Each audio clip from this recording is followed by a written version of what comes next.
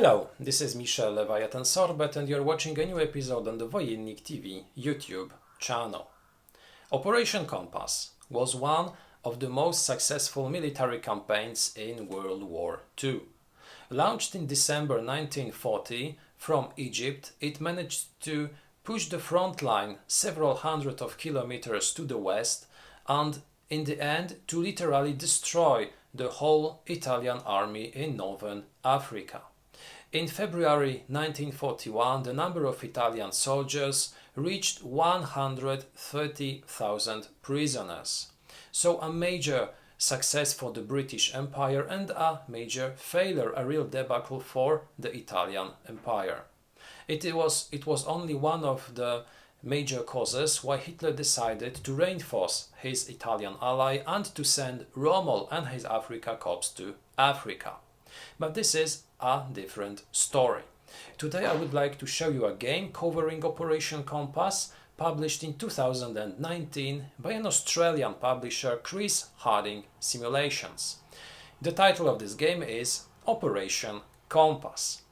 The game was created by Chris Harding himself, which is at the same time the owner of the designing company.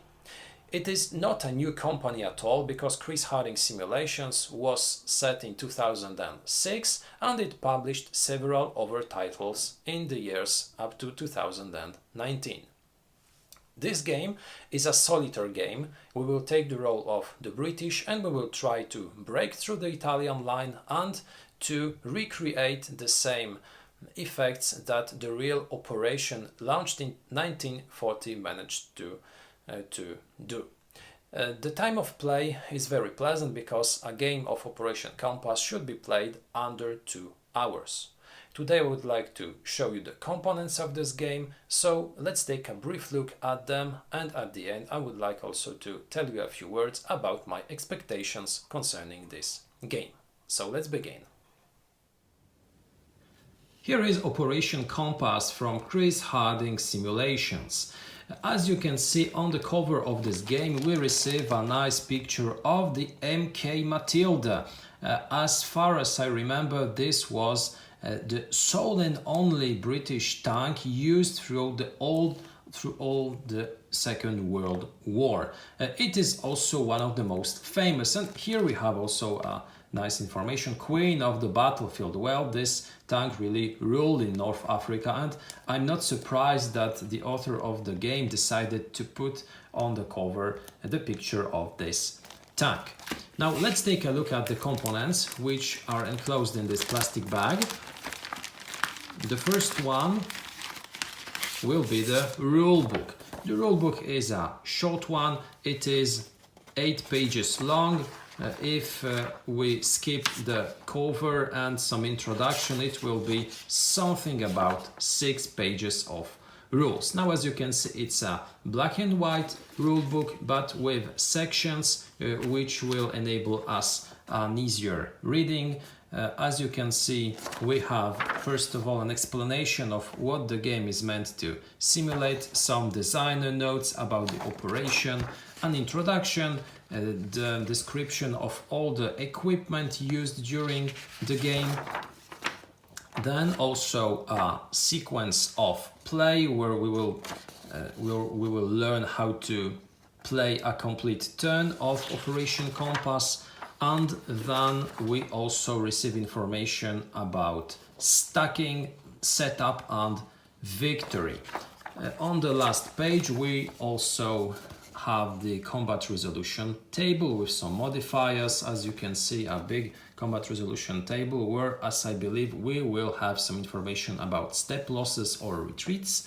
Then we also have some additional tables concerning morale or bombardment ground support, and an explanation of the terrain which will be found on the game map. And this game map is, as you can see, a game map depicting North Africa and the place where Operation Compass took place in during World War II.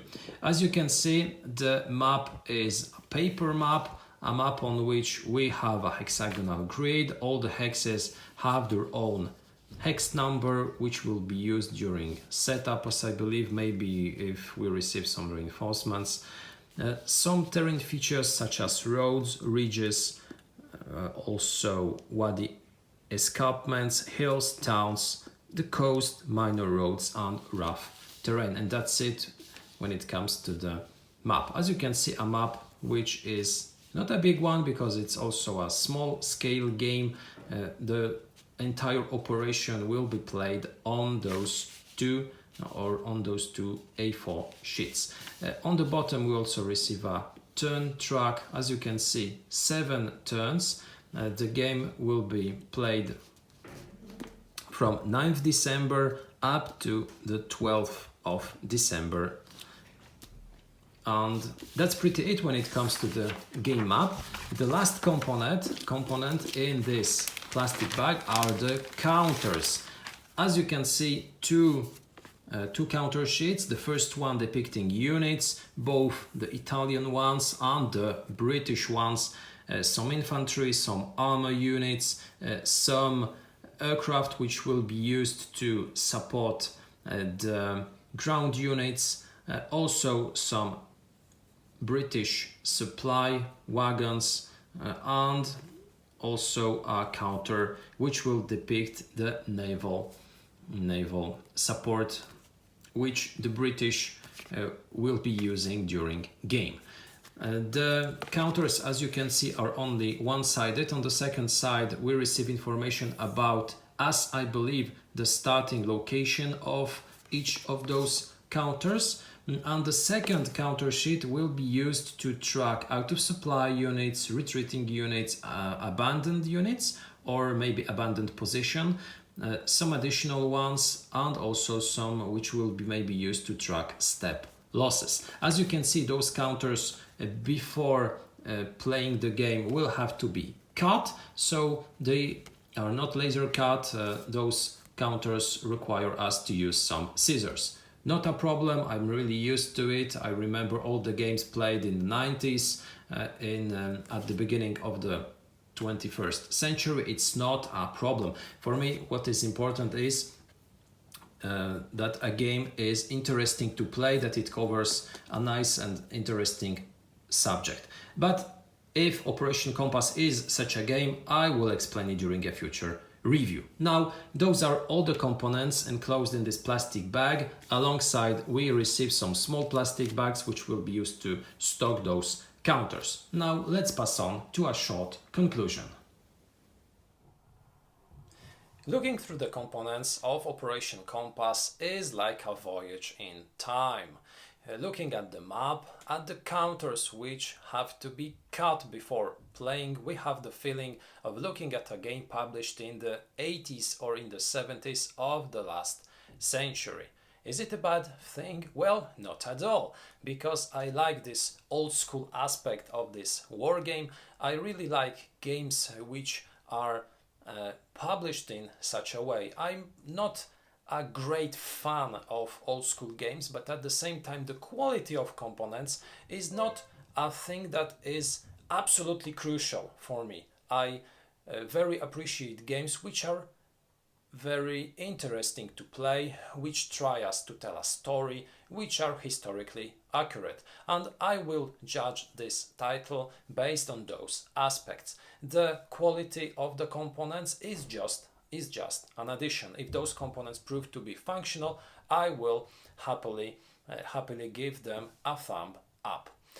So those were the elements of Operation Compass. I will give you a brief explanation of how the game works and also my opinion about the subject during a future review. Up until then, take a look at our other movies. We have reviews, we have unboxings, we have some other materials on our YouTube channel. Have a fantastic day and see you next time.